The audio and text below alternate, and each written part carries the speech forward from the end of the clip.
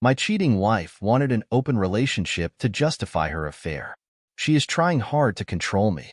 So I ghosted her and did this. I, male 32, am a regular guy, married to Kat, name changed, female 30, for the last 2 years. We dated for 2 years before getting married. These are not good between us lately. It all started 2 months ago, when my wife came up to me and suggested that we open up the marriage to spice up our life. I was shocked at a recommendation. I never imagined that she would ask for this. Guys, I'm not being entitled to her or a controlling husband, but after knowing Kat for so many years, it is hard to believe that she wants to try this out. Let's admit that open marriage is a risky game, and more often than not, it ends up hurting at least one of the partners, and in most cases, both of them. I made it very clear to her that open marriage is complete no for me. It's not that I don't want to explore things or spice up our married life, but I want those to be within the realm of a closed marriage, with no third human being involved in it. She was disappointed because it's a rare occasion that I deny her something. I love her dearly, and more often than not, obliged to all her demands even if it becomes a compromise for me. Although she didn't say anything after that conversation, but I could sense that she was not taking it well, I wanted to get into the roots of the situation. I wanted to understand her thought process behind the suggestion. I started questioning my ability in bed. I wanted to talk her out, but she kept herself shut. Kat is a consultant and has a hectic work schedule. She often has to work in different time zones, which takes her work-life balance for a toss. I too have a busy work schedule, but I don't have to stretch beyond her time zone, so I'm better off in that way. Due to a work schedule, I wasn't able to discuss my concerns with her. I blamed myself for snapping at her with an impulsive no. I should have asked for more context before passing on my decision. I felt awful.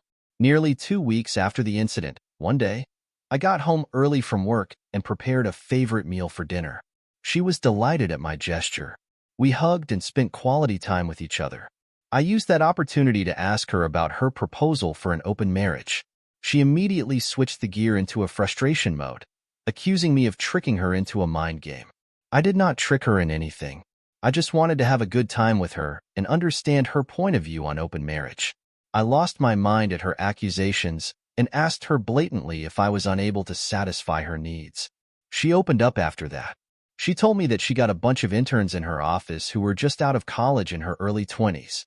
They party wildly and hook up at any given opportunity. Their interesting tales of adventure have put these ideas of open marriage in her head. She admitted to having a FOMO when her young colleagues discussed their cool lives of wild parties and thrilling hookups. I heard her out and I got her point of view. It is natural for any human being to get swayed by shiny objects. I told her that I'm not very comfortable opening up her marriage because I treasure our relationship. Our bond is very special to me. Before I met Kat, I was also one of those freshers who lived life on the edges. I used to do the exact same thing as anyone in their 20s does, but I experienced the emotional turmoil that everyone does, hollowness. These excitements turned into emptiness after a while, and so when I met Kat, I found solace. After dating her, I never wanted to go back to my previous life. I proposed to her and got married. She was the one I wanted to have a baby and grow old with. I poured out my heart to her and reasoned out my take on open marriage. I also told her that despite this, if she was really in that interest in opening up the marriage, then we could think about it again. She denied that instantly. She seemed to understand my concern and nodded all the while during the conversation. I thought that she resonated with my opinion, but I was wrong. She was not.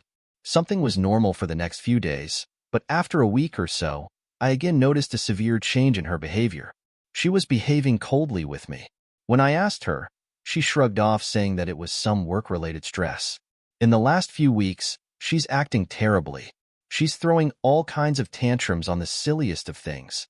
She's mocking me by calling me an outdated person. I asked her what does she mean by that? To what she said that I'm an adamant person to cling to my ideology, and I don't follow the trend. I wonder what does she mean by following the trend?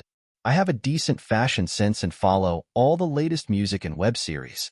I asked her if she was pissed off of my reluctance to open the marriage, to which she just nodded and said that, maybe. What kind of answer was that? I was confused by her mixed reaction.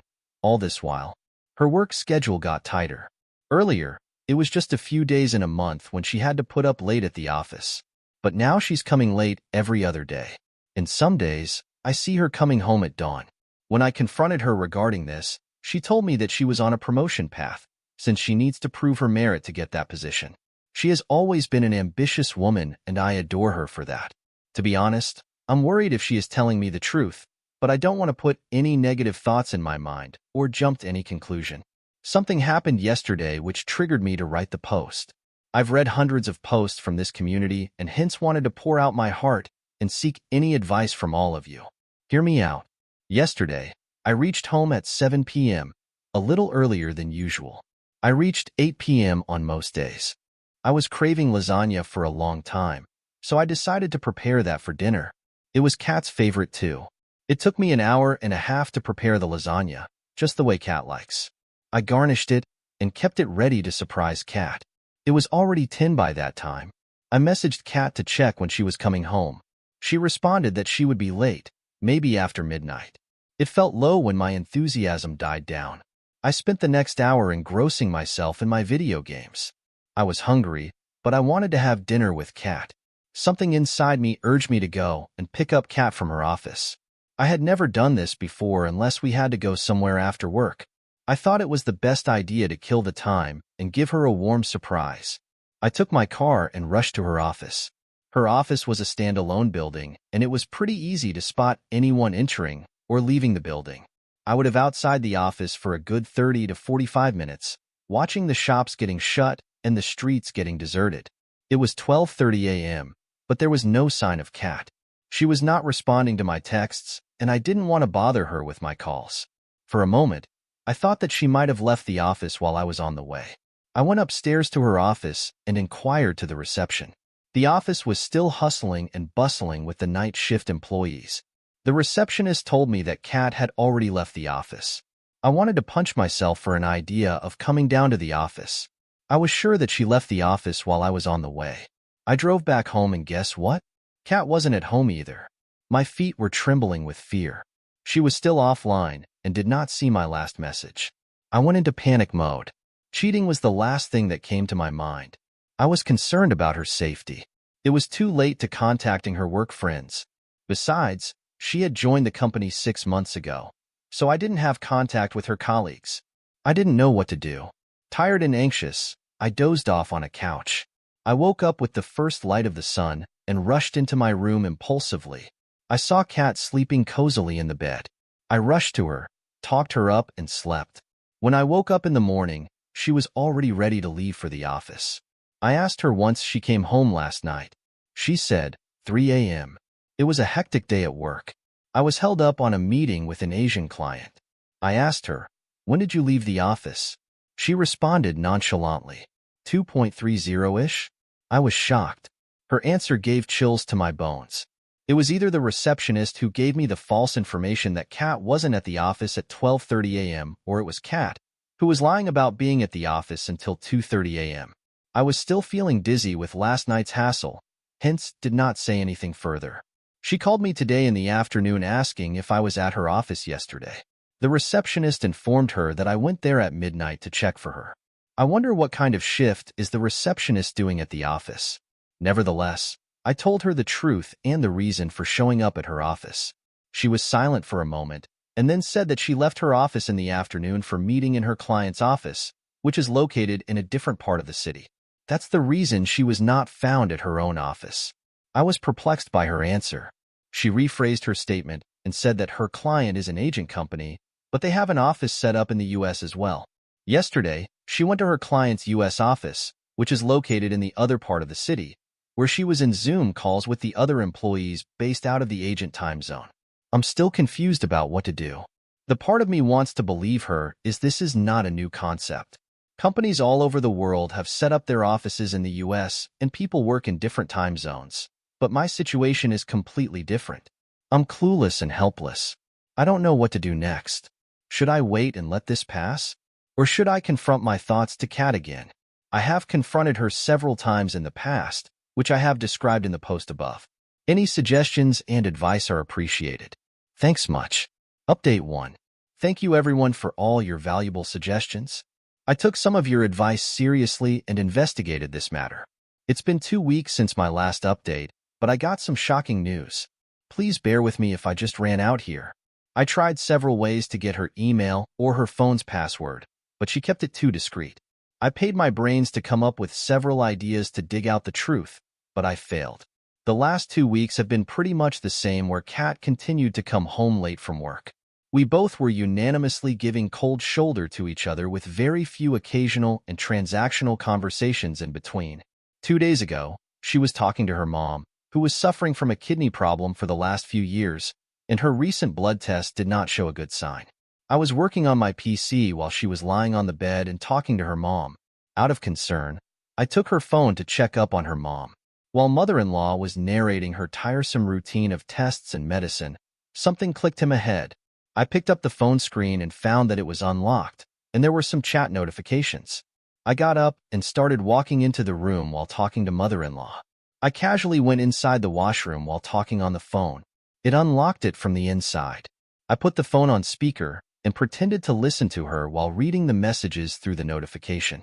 The notification revealed that Kat was supposed to meet someone that day for a fun ride. I opened her social media teams and boy, oh boy, you guys were right. She was already having an affair. She was sleeping with those novice coworkers. After a couple of minutes, she realized that I took her phone with me inside the washroom. She started banging on the door to get her phone back. I didn't have enough time to read all the conversation line by line, so I scanned her gallery to find some concrete proof. The gallery was filled with explicit pictures of my beautiful wife in a compromising position with her coworkers. I emailed all those pictures to myself and deleted the history. She is cheating on me with her multiple colleagues. I felt so sick that I wanted to throw up. Meanwhile, my wife kept knocking on the door, asking for her phone back. I couldn't bear to hear her nagging voice. I unlocked the door, swiftly passed her the phone, and locked the washroom again. I wanted to rush out of the washroom and confront her right away, but instead, I calmed myself down and let that anger pass. The chat notifications had the details of the location and the time. They were supposed to meet that day. I went out of the washroom, took the car keys, and drove off to that location. While I was leaving the house, she called my name in a faint voice, but I didn't bother to turn back. I went to that hotel and took the darkest table in the lobby. I wasn't there to cause a scene. I just wanted to see how comfortable she was on her way to cheat on me. She was supposed to be there at 5 p.m. I reached there at 3 p.m., and by the time it was 5, I was down with countless shots. I wished to have confronted her in the house, but God knows what I was thinking at that time. Maybe I was too numb and not ready for a face-off. I wasn't ready for the face-off even in the lobby. It was 6, but she didn't turn up. I thought that she got a whiff that I might be there, and they would have changed the location. Nevertheless, I was too drunk and drained to pick my brains at that time, as that there continued to cult my drinks. It was almost 7 when I saw a cat, but that sight, my world came crashing down. My vision was blurred by then. Like, come on, 4 hours of drinking can do a lot more than blurred vision. I finally remembered what happened after that. I was reacting in autopilot mode. I got up and staggered my way to the reception area where she was registering her entry. I tapped her on the shoulder and said, "Good luck with your fun ride." I might have said something else too, but this is the summarized version of whatever I blurted out at the moment. She held my hand and said that she could explain. I don't remember what else she said. I could only recollect that I shrugged her off, freeing my arms from her claws, and stormed out of the hotel. I hailed a cab to my friend's place and passed out at his door.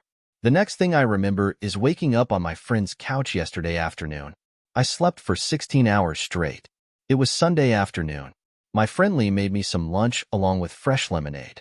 I narrated to him my entire sob story. He asked me to immediately freeze all the joint accounts, change the passwords, and get an STD done right away. For someone who had been betrayed so badly, money and all these privacy checks was the last of the concern. I reached out to my phone, which was lying dead. I plugged in on the charger and switched it on. The moment the screen appeared, it got flooded with notifications of 100+ missed calls, 50+ voicemails, and countless messages of pleading. I ignored all of it. After a few minutes of switching on the phone, I started getting calls and messages from her again. I blocked her from all platforms. I felt so disgusted that I didn't even read her messages and emails completely. Today is Monday. I've called in sick for the next few days at my office. I don't know how to deal with this. I've been drinking heavily and want to run away from all of this. I don't know what to do now. My friend is Googling some of the best lawyers in the vicinity as I write this post. I'll keep you all posted. Update 2. It's 2 months since the last update. Thank you for all the PMs and care on my posts. After reading the comments on my last update, I decided to take back charge of my life, and as I suggested, I immediately froze all the joint accounts, changed the password of all the vulnerable data, and got STD tests done. Thank God nothing came out of the tests. Lee helped me find a lawyer, and I shared all the pictures with him that I collected from Kat's phone. I settled with Lee for a while until the divorce was settled. He was looking for a roommate, so it's a fair deal for him too. All this while, Kat has been trying to contact me, pleading with me to get back together and start fresh. She contacted Lee and begged him to help her reconcile the marriage. She told him that she loved me and all those hookups meant nothing to her. She was just exploring herself. She wanted to feel desirable. I don't know, guys, if I am MIA on these Gen Z concepts of feeling desirable or if this entire concept itself is a sham. I don't know. After a few days of my last update, I sent Lee to my house with the keys to pick up my stuff. I was hoping that she would be at the office considering that it was a normal working day. Lee found her at home. She broke down in front of Lee and asked him for help. He was smart enough to tell her that I was put up in a hotel and not at his home. He knew that she can show up at his apartment and create a scene. She informed Lee that she has left that job. She confessed that it all started when those bunch of interns started flirting with her at work. They made her feel desirable and beautiful again. They got her to taste all kinds of stuff and experience all those activities in which they were involved, including the illicit ones. She started the physical thing as a one-time experience, but later got addicted to that thrill. Those guys were interns and did not make enough money, so they preyed upon their senior, Kat, to pay their bills. Eventually, she did realize that they were sucking onto her money, but by then she was already enjoying that life. Lee asked her why she did not confess all these to me before. She said that she spoke to me to open up the marriage as a guilty conscience, but by denial to do so pulled her back from confessing anything to me. What a crap. What was the point of asking for an open marriage after cheating on me? Kat has been resisting signing the divorce papers and has shifted the blame on me that it was I who has motivated her to go for those one-night stands to gain some experience. What a lame excuse. Nonetheless, she could not prove her false claims. Now, she's asking for her alimony for her mental distraught which is caused due to the divorce. If there's anyone who needs to be compensated, it's me. I had to go through the terrible feelings of betrayal. Later that month, her sister Amy, name changed, contacted me and pleaded for reconciliation. She told me how Kat is going through the tough times which is leading to severe depression because those interns have malign her reputation at the office. They have apparently shown pictures of Kat in a compromising state, having fun with them to other senior employees. They mocked Kat for being an easy catch. She became the center of gossip at the office, hence she had to leave. The senior employees have passed on to the hot gossip to others in their network, outside of the office, and now Kat is having a difficult time getting a referral from her network. I told her that Kat was the one who ditched our stable married life for a thrilling experience. Now she has to deal with the mess which comes with it. Anyways, I'm living all with my life. I've kept my drinking habits in check and have been concentrating on working out, eating healthy, and keeping myself busy at work. The divorce proceeding is going on. Thanks to Kat's resistance, it got delayed, but my lawyer assured me that it will have lined up soon.